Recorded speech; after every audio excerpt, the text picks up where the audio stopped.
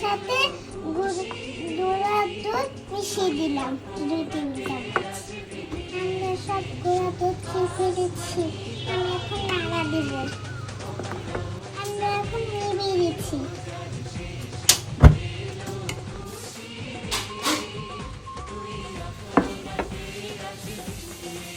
এখন আমি নাড়াচ্ছি ঠান্ডা করার জন্য।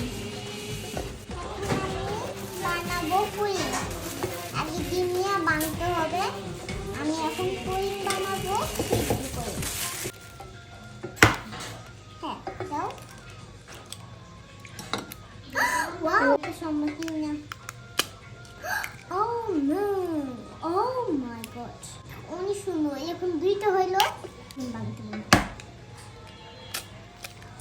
এভাবে কেউ ভাঙে? আমি ভুলে গেছি কাটতে দিতে। দাও। বড় বড় ডিম তো এই জন্য আর জায়গা হবে না। আমি না লাগবো, আমি একটু তুলি না। আমি তোর সোনা দানা বালা খানা সব রাহে লীলা। তোর সোনা দানা বালা খানা সব রাহে লীলা।